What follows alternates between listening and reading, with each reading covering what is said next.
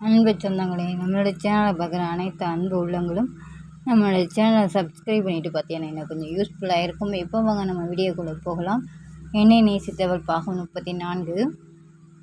Joel நம்ப முடியாமல் கண்களில் வழிந்த கண்ணீரை கூட துடைக்காமல் யுவதியை பார்க்க, அண்ணா இந்த டாக்டர் அம்மாவை கட்டிக்க சொன்னேன். ஆனால் நீ இன்னும் சும்மாவே நிற்கிற. இதுதான் நீ எனக்கு தர்ற மரியாதையா? நான் சொன்னதையெல்லாம் செய்வேன்னு இப்போ தான் சொன்னேன் என்று கண்ணீர் வழிய நின்ற ஜோயலை பார்த்தபடி அண்ணனை தூண்டிவிட, ஐயோ ராசாத்தி, நீ சொன்னா அதை தட்டுவேனா என்ற டயலாக்கு பேசியபடி ஜோயல் எதிர்பார்க்காத தருணத்தில் அவனை சுண்டி இழுத்து தன்னோடு கட்டிக்கொண்டாள் வீரன்.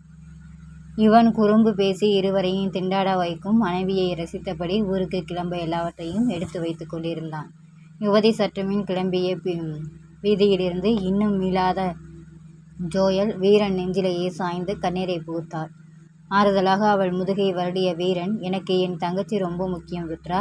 அவளை மீறி எந்த சந்தர்ப்பத்திலையும் எதையும் செய்ய மாட்டேன். நீ இதை புரிஞ்சு எப்பவும் நடந்துக்கணும் ருத்ரா. யுவதிக்கு அடுத்துதான் எனக்கு மற்ற எல்லாரும் என்று வீரன் சொல்ல, இப்போது ஜோயலோடு சேர்ந்து யுவதியும் கண் கலங்கினாள்.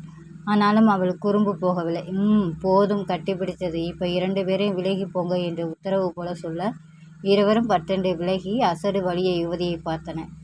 ஏம்மா, நீ சொன்னதை செய்தேனே, எதுவும் ஆப்பர் கிடையாதா என்று வீரன் வழியா. ஆப்பர் வேணுமா என்று நெற்றி பொட்டில் தட்டி யோசித்த யுவதி, சரி, தினமும் 2 முறை 3 நிமிஷம் 2 பேரும் ஃபோனில் பேசிக்கலாம் என்று ரொம்ப பரிதாபப்பட்டு யுவதி அனுமதி வழங்கினான். இது ரொம்ப அநியாயம் யுவதி, பாவம் 2 பேரும் பொழைச்சு போகட்டும், விட்டுடு என்று இவன் அவர்களுக்கு பரிந்து கொண்டு வந்தான். என் மாமா சொல்கிறதால விடுறேன், 2 பேரும் எதுனா பண்ணிக்கங்க என்று சிரித்தவள் ஜோயலின் கையை பிடித்து, என்னை தப்பாக நினச்சிக்காதீங்க, சும்மா விளையாட்டுக்கு தான் இப்படி பண்ணினேன் என்றாள். ஜோயல் யுவதியின் அருகில் வந்து அவள் முகத்தை தன் கைகளில் ஏந்தி நெற்றியில் முத்தமிட்டு, யுவதி, உன்னை அந்த சமயத்திலையும் நான் தப்பாக நினைக்க மாட்டேம்மா. எனக்கு உங்கள் குடும்பத்தில் இணையணும் என்ற ஆசையே உன்னால் தான் வந்தது யுவதி. உனக்காக ஒட்டுமொத்த குடும்பமே துடித்ததை பார்த்ததும் இந்த யுவதிக்காக நானும் துடிக்கணும்னு தோணுச்சுமா. நீ உன் அண்ணனுக்கு தங்கச்சினா எனக்கு நீ என்னோட முதல் குழந்தை மாதிரி. நானும் உன்னை மீறி எதுவும் செய்ய மாட்டேன் என்று உணர்வுபூர்வமாக பேசினான் ஜோயல். சற்று நேரம் வரை அங்கே அமைதி நிலவ, அமைதியை கலைக்கும் விதமாக யுவன் வீரனின் தோளில் கை வைத்து, வீரா, இதை பற்றி உன் அப்பா கிட்ட எப்படி பேசுறதுன்னு புரியலை. அவருக்கு இன்னும் உன் மேலே கோபம் தீரலடா மாப்பிள்ள என்று வருத்தமாக கூறினான். இருக்கட்டும் மாமா, அவர் என்னை புரிஞ்சுக்கிட்டதும் இதை பற்றி பேசலாம். அது வரைக்கும் நான் காத்திருக்கேன் மாமா என்று வீரன் கவலையுடன் கூறும்போதே கதவை திறந்து கொண்டு தர்மனும் மீனாவும் வந்தனர். தர்மன் நேராக மகளிடம் வந்தவர் அவர் நெற்றியில் இருந்த முடியை ஒதுக்கியபடி, என்னம்மா நல்லா இருக்கியா, இன்னைக்கு வீட்டுக்கு கிளம்பலாமா என்று கேட்க, நல்லா இருக்கேன்பா, சீக்கிரமா வீட்டுக்கு போகலாம் என்று யுவதி கொஞ்சலாக கூறினார். தர்மன் ஜோயலிடம் திரும்பி, உங்களோட உதவியையும் ஆறுதலையும் நாங்கள் மறக்க மாட்டோம் டாக்டர். இவ்வளவு சின்ன வயசுலேயே உங்களுக்கு இருக்கும் இந்த இரக்க சுபாவம் நினைச்சு ரொம்ப பெருமையாக இருக்குது. முடிஞ்சால் எங்கள் ஊருக்கு வாங்க டாக்டர் என்று சொல்ல, மீனாவும் வந்து ஜோயலின் கைப்பற்றி கொண்டு, ஆமாம்மா, எங்கள் வீட்டுக்கு வரணும், வந்து 2 நாள் தங்கிட்டு போகணும் என்று அழைப்பு விடுத்தார். சரி மாப்பிள்ள, எல்லாத்தையும் எடுத்துக்கிட்டு போய் காரில் வைக்க சொல்லு, கிளம்பலாம். பக்கத்தில் ஏதாவது கடையில் தேங்காய் கற்பூரம் எல்லாம் வாங்கி காரில் வைக்க சொல்லு. போகிற வழியில் குலதெய்வம் கோயிலில் சாமி கும்பிட்டு வீட்டுக்கு போகலாம் என்று மருமகனை பார்த்து மகனுக்கு உத்தரவிட்டார்.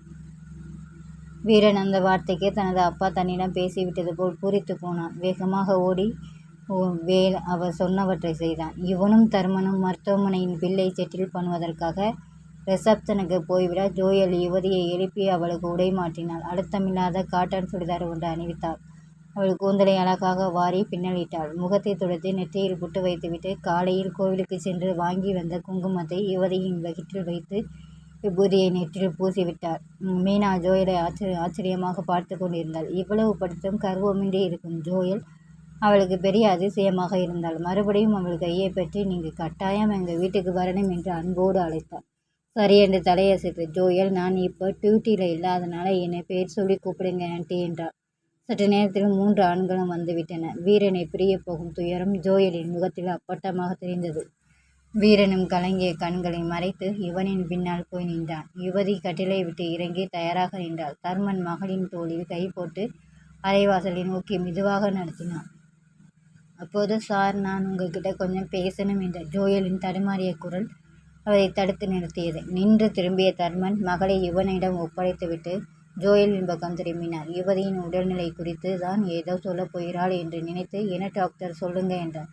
தயக்கத்துடன் வீரனை ஏறிட்டாள். என்ன சொல்லப் போகிறாளோ என்ற கலவரம் அவன் முகத்தில். ஒரு முடிவுடன் தர்மினிடம் வந்த ஜோயல், சார், என் பெயர் ருத்ரா ஜோயல். பிறப்பால் ஒரு இந்து பெண். அப்பா அம்மா என்னோட 10வது வயசில் பஸ் ஆக்சிடெண்ட்டில் இறந்துட்டாங்க. அதுக்கு பிறகு ஆதரிக்க யாரும் இல்லாமல் கிறிஸ்தவ ஆசிரமத்தில் வளர்ந்தவள்.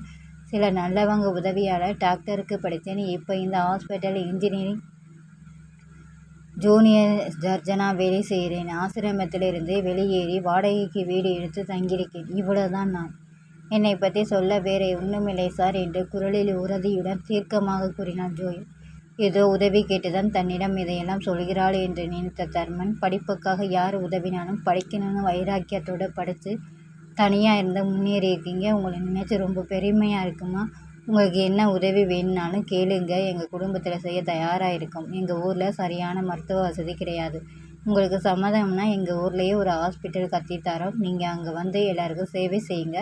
உங்களை மாதிரி சேவை மனப்பான்மை உள்ளவங்க ஒரே இடத்தில் முடங்கிடக்கூடாது டாக்டர். இதுதான் என் விருப்பம் என்று தர்மன் அன்பாக பேசி தனது விருப்பத்தை சொன்னார். அவர் பேசியதை கேட்டு மீனாவும் ஜோயலிடம் வந்து, அவர் சொல்கிறது சரிதாம்மா, நீங்களும் எங்கள் கூட வந்துருங்க, உங்களுக்கு பெரிய ஆஸ்பத்திரி கட்டித்தரோம் என்று அழைக்க, நாம் எதையோ சொல்ல போய் அவங்க வேறு விதமாக புரிஞ்சுக்கிட்டாங்களே என்ற சங்கடத்துடன் அவர்களை பார்த்தவள், இல்லை, எனக்கு அந்த மாதிரி எதுவும் ஆசை இல்லை. நான் சொல்ல வந்தது வேறங்க என்றார் ஜோயல்.